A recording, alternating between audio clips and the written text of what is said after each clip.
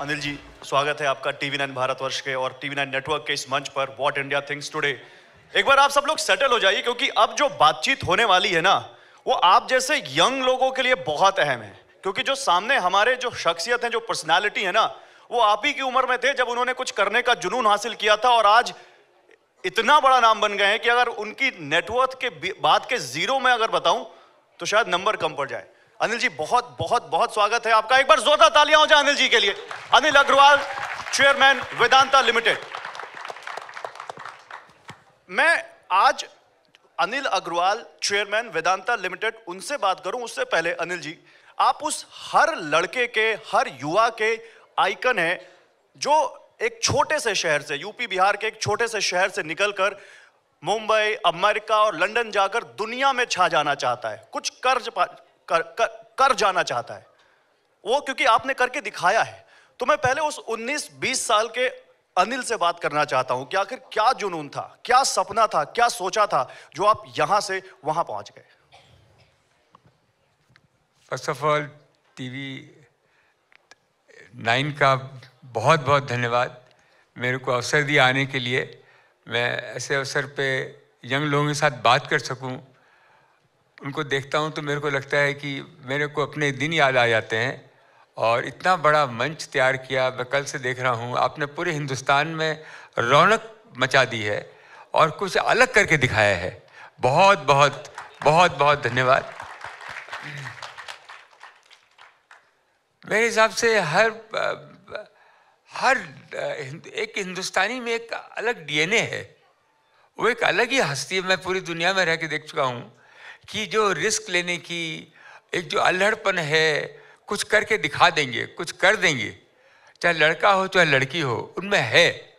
ये मैंने देखा भी है और मेरे को खुद को विश्वास नहीं होता है कि मैं 14-15 साल की उम्र में ही पटना में था। गुड़िया टोली छोटी सी जगह थी, माँ को 500 रुपये मिलते थे, 4 बच्चे थे हम लोग। 10 साल तक उसमें माँ ने हमें बहुत प्यार दिया और हमें रखा। लेकिन सपने मेरे अखबार देखता था, हिंदी का, अंग्रेजी में ज़्यादा पढ़ता नहीं था, हिंदी का अखबार पढ़ता था, तो उसमें बड़े बड़े बिरलास का नाम निकलता था, टाटा का नाम निकलता था। तो मेरे को लगता था कि मैं क्यों नहीं बन सकता, मैं क्यों नहीं कर सकता। तो इस तरह का भाव रहता था, तो बहुत अच्छा लगता है। और ये ऐसा कुछ नहीं है कि कोई नहीं कर सकता, कोई भी कर सकता है, कोई भी कर सकता है। जुनून आ जाए। और एक हिंदुस्तान आज ऐसी जगह है, 140 करोड़ लोग कहाँ रहते हैं जहाँ पे कि आपके पास प्रजातंत्र राज है। और अभी 65% लोग जो बिलो मिडिल क्लास के हैं, वो मिडिल क्लास में जाने वाले हैं। हर आदमी को, हर परिवार को छत चाहिए, टीवी चाहिए, लैपटॉप चाहिए, स्कूटी चाहिए, सिलेंडर चाहिए, बच्चों को अच्छी पढ़ाई चाहिए। तो आप सोच सकते हैं कि जो डिमांड हिंदुस्तान में बढ़ने वाली है, वो दुनिया में और कहीं बढ़ ही नहीं सकती है। तो जो अवसर आने वाले हैं हिंदुस्तान में हम लोगों के लिए, अपने यंग लोगों के लिए, दुनिया में कहीं और इतनी यंग पॉपुलेशन है भी नहीं है। और सबसे ज़्यादा लड़कियां जो आगे आ रही हैं, उसको देख के मेरे को बहुत खुशी होती है। हर हिंदुस्तानी लड़की में एक अभी आज के दिन एक आस हो गई है, एक सपना दिख रही है, वो बहुत अच्छा लगता है। Mr. Agarwal, क्या बात है sir. thank you for coming over for the TV9 What India Thinks Today Summit. You're welcome. You were among the foremost corporate leaders in India, and you've expanded outside of India as well. The whole world looks at entrepreneurship, from a prism of role models. They are celebrated as role models. Fortunately or unfortunately in India, corporate India is seen with a lot of, suspicion, and there is politicization of the corporate capital. Capital as a term is politicized. Does it dishearten you? And, how do we navigate from this and move into a zone where, actually wealth creators and wealth generators are truly celebrated? ये दुनिया ने भ्रम फैलाया है कि हिंदुस्तान आगे नहीं आवे। ये इन्वायरमेंटलिस्ट को भेज देते हैं, भ्रम पैदा कर देते हैं, स्कूलों में जो किताबें पढ़ाते हैं वो गलत किताबें पढ़ाते हैं। ये जो भ्रम पैदा, हिंदुस्तान तो एक आप देखें तो 30% GDP दुनिया के हिंदुस्तानी थी। आज दुनिया जो था ट्रेड में सबसे आगे था, यहाँ सारी दुनिया क्यों आई? मुगल आए लूटने के लिए, तो यहाँ सोना था, चांदी था, वैभव भरा हुआ था, उनको लूटा। अंग्रेज क्यों आए? लूटने के लिए आए, क्यों भरा हुआ है। अभी भी हमारे यहाँ कोई कमी नहीं रही है। तो अभी जो टाइम आ गया, एंटरप्रेन्योर का टाइम आ गया है। जो भ्रम जो फैलाया है कि खाली खेती से दुनिया नहीं चल सकती है, खेती के साथ में आपको कारोबार, कल कारखाने लगाने ही पड़ेंगे। और दुनिया में पहले भी हुआ है, आज भी हो रहा है। और आज हिंदुस्तानी, आप देखिए, हिंदुस्तानी तो पूरी दुनिया को चला रहा है। आज कोई भी ऐसी कंट्री नहीं है जहाँ के जो पॉलिटिशियन है, अंदर में जो थिंक टैंक है, उसमें दो इंडियन मिलेंगे। उनसे ही पूछते हैं कि हम स्ट्रेटजी कैसे बनाएं अपनी कंट्री चलाने के लिए। चाहे वो इंग्लैंड हो, चाहे जर्मनी हो, चाहे अमेरिका हो, कोई भी कंट्री हो, वो 2 इंडियन को लेके आएगा। पर जो जर्नलिस्ट भी हैं, वो भी वो इंडियन को पकड़ते हैं, क्योंकि वो रिसर्च अच्छी करेगा, उसका डीएनए है बात करने का। तो ये बात पक्की है आपकी, जो भ्रम फैलाया गया।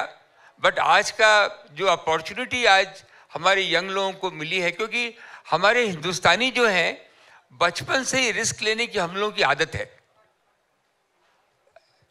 जो एंटरप्रेन्योर होता है उसमें क्या होता है? कैलकुलेटेड रिस्क लेना जी।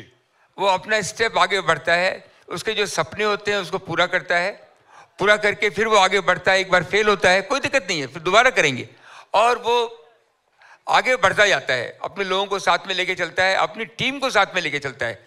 एंटरप्रेन्योर का मतलब क्या होता है? एक तो रिस्क लेता है, जो उसके सपने होते हैं उसको पूरा करता है। दूसरा, अपनी टीम को बरकरार रखता है। और टीम को, कोई भी एंटरप्रेन्योर से आप मिलेंगे तो अपनी टीम को भाई बहनों जैसा मानता है। जो कि बड़े बड़े व्यापारी होते हैं, वो बोलते हैं मैं मालिक हूं, तुम नौकर हो। एंटरप्रेन्योर ऐसा नहीं बोलता है।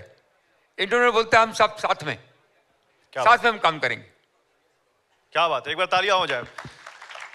अनिल जी, आपने कहा कि लोग फेल होने से घबराते हैं। मैंने तो आपके बारे में पढ़ा, आपके 9 बिजनेस फेल हो गए, और आपकी कामयाबी में, लोगों की कामयाबी में कुछ किसी का हाथ होता है, कोई उसके घर का, कोई बाहर का, कोई दोस्त का। आपकी कामयाबी में एक चुटकुले का बहुत बड़ा हाथ है। वो क्या कहानी है? चुटकुला बहुत लोग आते, लोग अपनी बातें कहते हैं, बट अब बोलते हैं इतने फेलियर हुए हैं। तो वो गाना है ना, कौन सा गाना है? छोड़ो कल की बातें, कल की बात पुरानी, नए दौर से लिखेंगे हम मिलकर नई कहानी, हम हैं हिंदुस्तानी। क्या बात है, एक बार जोरदार तालियां। और अनिल जी को, राकेश जी, अनिल जी को गाने का बहुत शौक है। जी जी, मुझे मालूम है। He is a great votary of art and culture of India. He is almost a brand ambassador himself. Anil ji, moving back to the business domain, आप उस सेक्टर का प्रतिनिधित्व करते हैं जो नेचुरल रिसोर्सेज जिसे हम कहते हैं, और दुनिया भर में जितनी बड़ी इकोनॉमीज है उनमें नेचुरल रिसोर्सेज के जीडीपी में कंट्रीब्यूशन का बड़ा योगदान है। लेकिन भारत में नेचुरल रिसोर्सेज एबंडेंस में नहीं कह सकते हैं, लेकिन अच्छी मात्रा में है।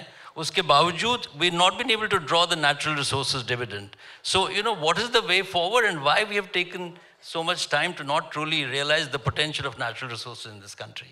I mean, you're a champion of that sector. नहीं, धरती माता हमारी है। धरती माता को हम पूछते हैं। गाय है, गाय को हम पूछते हैं, तो गाय को पूछते तो गाय से दूध निकालते हैं, हमारा भरण पोषण होता है, हमारे बच्चों का भरण पोषण होता है। हमारे पास धरती माता है, उसको प्रणाम करते हैं। धरती के ऊपर और धरती के नीचे, धरती के ऊपर वो बोलती है कि भाई आप हल चलाओ, हमको धूप दो, हमको पानी दो, हमको खाद दो, हमको संभाल रखो और हमसे अनाज उपजाओ। वही बात वो कहती है धरती के नीचे। मेरे में ऑयल है, गैस है, सोना है, चांदी है, पोटाश है, कॉपर है, जिंक है, हर चीज़ है। हिंदुस्तान में एक वरदान है। हिंदुस्तान में हमारे यहाँ खनिज संपत्ति दुनिया में सबसे ज़्यादा है। फिर भी आज हिंदुस्तान में 60% जितने भी ज़मीन के नीचे की चीज़ें चाहिए वो हम इंपोर्ट करते हैं। वो दुनिया को मालूम हो गया है कि हिंदुस्तान कंजम्पशन करता है, मार्केट है। तो यहाँ पे इनका खून चूसो और इनको माल सप्लाई करो। सारा सोना यहाँ आता है, सारा ऑयल और गैस यहाँ आता है। एंटरप्रेन्योर का काम है। तो मैं रात दिन, मैं 30 साल से और 40 साल से और कुछ करता ही नहीं हूँ, खाली मैं ज़मीन के नीचे में देखता रहता हूँ क्या है। जब मैंने काम चालू किया तो मेरे पीछे इन्वायरमेंटलिस्ट लगे, मेरे पीछे समाज लगा कि माइनिंग करना खराब काम है। हमने कहा यार, बूचर हाउस में काटना खराब नहीं है और ज़मीन के नीचे से निकालना खराब है। क्या कर रहे हो? आज हर आदमी पूरी दुनिया में मेरे को बोल रहा है, जो आपने दरवाज़ा खोला, किसी की हिम्मत नहीं थी खोलने की, आप लगे रहे, डटे रहे और किसी न किसी तरह से, चाहे वो कॉपर हो, चाहे एल्युमिनियम हो, चाहे सिल्वर हो, उसमें लगा के। और सबसे बड़ी बात है कि आज एंटरप्रेन्योर का इतना बड़ा अपॉर्चुनिटी आई है। आज ट्रम्प क्या बोलता है? ड्रिल बेबी ड्रिल, कि हर यंग आदमी जो है पीठ पे ड्रिल रख सकता है। जियोलॉजिकल सर्वे ऑफ इंडिया बता सकती है कि भाई यहाँ तेल गैस हो सकते हैं, और वो जाके ड्रिलिंग मशीन लगा सकता है, उसमें तेल निकाल सकता है। अभी नया शब्द निकला है, डिग बेबी डिग, कि आप खोदो, सही तरीके से खोदो, हर चीज़ को सस्टेनेबल वे में करो। ये सब चीज़ के नियम कानून है। धरती माँ और अपने शरीर में कोई फ़र्क नहीं है। जैसे हम शरीर में अपने ऑपरेशन करते हैं, खोलते हैं, उसको अच्छी तरह से देखते हैं, वो धरती माता में करना चाहिए। तो हमको आज अपने एंटरप्रेन्योर पे बहुत ज़्यादा विश्वास रहता है कि वो नौकरी खोजे नहीं। जैसे कल भारत प्रधानमंत्री ने कहा नौकरी दें, वो आज 5 करोड़ रुपए तक गवर्नमेंट दे रही है लोन, जिससे कि वो ड्रिलिंग मशीन, एक्सप्लोरेशन मशीन ले सकती है, लेके ट्राई करे, एक्सप्लोर करे। गवर्नमेंट ये भी विचार कर रही है कि जो धरती के नीचे उनको अगर सक्सेस मिली, सक्सेस आपको 50% मिलेगी। आज जो टेक्नोलॉजी आ रही है उससे 70, 80, 90% भी जा सकता है, क्योंकि आपको पहले मालूम हो जाता है इस जगह में कॉपर है, एल्युमिनियम है, जिंक है, या ऑयल है, गैस है। तो ये चालू हो रहा है, ये चालू हो रहा है। और मैं सपना देख रहा हूँ कि हमारे एंटरप्रेन्योर जो हैं नेचुरल रिसोर्सेज में भी घुसे, क्योंकि सारी दुनिया जो है नेचुरल रिसोर्सेज ही आगे बढ़ी है। अमेरिका उसी से डेवलप कंट्री बना, ऑस्ट्रेलिया, मिडल ईस्ट, तेल जमीन के नीचे से, यूरोप, कोई कंट्री देख लीजिए, उन्होंने जमीन के नीचे से धन निकाला, उसको प्रोसेस किया, तो वो धनवान बने। और खेत जो धरती के ऊपर है वो सब खाना पीना कर सकते हो, लेकिन अगर धन बनाना है, अगर पैसा बड़ा बनाना है आपको, तो वो धरती के, मैं बार बार बोलता हूँ कि भाई अभी जो टैक्स बढ़ते हैं, या अभी जो माइनिंग में भी बहुत टैक्स लगते हैं, तो हमारे जो पैसा वसूल वाले, जो इनकम टैक्स वाले हैं, जो लोग, उनका नाम भी कलेक्टर रख दिया है, कलेक्ट करते रहते हैं। तो ये जो है, जहाँ का बोलते हैं ना, जहाँ का जो राजनीति है, जो नेता है, जो व्यापारी, वहाँ की प्रजा भिखारी। जहाँ का नेता व्यापारी, वहाँ का प्रजा भिखारी। तो ये जो चेंज होना है, उनका पैसा जो आना है, वो नेचुरल रिसोर्सेज ही आएगा उनके लिए। अनिल जी, नेता और कॉर्पोरेट का जो रिश्ता है बड़ा कंट्रोवर्शियल रहता है। मैंने जैसे स्टार्ट में भी कहा, इंडिया में कैपिटल पॉलिटिसाइज्ड है। इंडिया की जो इकोनॉमिक सिचुएशन है बहुत ही अच्छी अभी है रिलेटिवली, लेकिन गवर्नमेंट ऑफ इंडिया का ये मानना है कि कॉर्पोरेट टैक्स के देने के बावजूद भी जो प्राइवेट सेक्टर का केपेक्स है, मतलब प्राइवेट सेक्टर का खर्चा देश की ग्रोथ में उस मात्रा में नहीं है जितना होना चाहिए। जबकि पिछले 3 वर्षों में कोविड के बाद ज़्यादा से ज़्यादा जो हेवी लिफ्टिंग है वो गवर्नमेंट ऑफ इंडिया ने की है। तो as the leader of the business community and representing your own such a large corporation, is there merit in this argument? And if there is no merit, what is holding industry back from really wearing the animal spirit and unleashing it for the larger India growth story? जो opportunity यहाँ के industrialist को है, नए लोगों को है, बहुत ज़बरदस्त अपॉर्चुनिटी तो है ही, लेकिन धीरे धीरे लोग कम बड़ी इंडस्ट्री लगा रहे हैं। बहुत ज़रूरत है कि इसमें सबसे बड़ा प्रॉब्लम जो आती है वो है कि गवर्नमेंट की कंपनियों से कंपटीशन हो जाता है, क्योंकि जो परमिशन वगैरह जो सब लेनी पड़ती है वो गवर्नमेंट से लेनी पड़ती है, गवर्नमेंट अफसरों से लेनी पड़ती है, और 50% बिजनेस आज भी गवर्नमेंट कंपनियों के पास में है।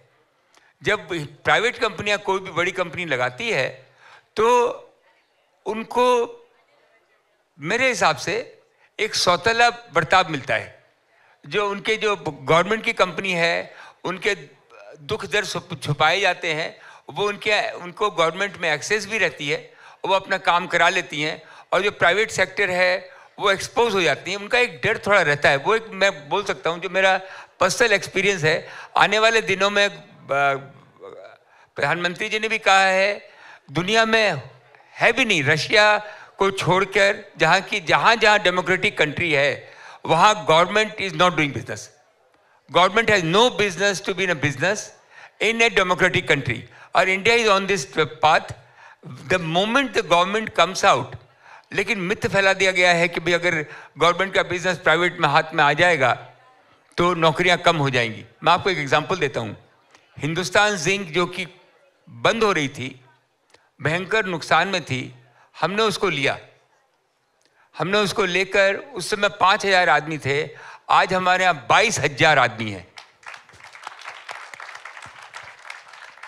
आप विश्वास नहीं करेंगे, लेकिन हिंदुस्तान में सबसे बड़ा कॉर्पोरेट टैक्स जो हम भरते हैं, हम बोलना नहीं चाहते हैं, लेकिन 6 लाख करोड़ रुपया खाली टैक्स भरा है। 10 लाख लोगों को एम्प्लॉयमेंट दिया है। ये क्योंकि हम जो काम बनाते हैं, हमारी एक ही इच्छा रहती है कि हम एक इंडस्ट्री लगाएं, 100 और इंडस्ट्री लगें। हम एक ही ऐसा ही प्रोडक्ट बनाना चाहते हैं जिससे और लोग उसमें लगें। लेकिन ये बात ज़रूरी है, जितना आप रिकॉग्नाइज करेंगे एंटरप्रेन्योर को, जितना उनको सपोर्ट करेंगे, सबसे ज़रूरी है कि power of ignorance is very important to the entrepreneur. You know, you can't chase them that every fault has happened, every mistake has happened. They are young people, they are young girls. One thing for sure, that what girls can do in India, nobody can do. I can give you my daughter's example. My daughter was the activist, environmentalist हो गई, she studied all abroad, बोली, then she become animal lover, so she open hospital. But मैंने उसको pursue करता चला गया मैं कि बेटा बिजनेस करना, एंटरप्रेन्योर बनना अच्छी चीज़ है, उससे और नौकरियां दे सकती हो, काम आगे बढ़ा सकती हो। जब वो मेरी बात सुनने लगी 3-4 साल से, मैं देख रहा हूँ कि क्या she is like a amazing. Once the girls has to be convince. लड़के लोग तो कोई बात बोल देंगे, आप कन्विंस हो जाते हैं। इन लड़कियों को कन्विंस करने के लिए वो दे आर डिफरेंट। उनको एक बार आप कन्विंस कर देंगे तो दुनिया आसमान छू लेती है। क्या बात है सर, क्या बात है। और देखिए, अनिल जी से बात करते जाएं तो घंटों बीत जाएंगे, समय का पता नहीं चलेगा, लेकिन समय की पाबंदी है। सर बहुत शुक्रिया, बहुत बहुत थैंक यू, आभार, आप हमारे साथ जुड़े। Thank you very much. Thank you very much to all of you. Very nice.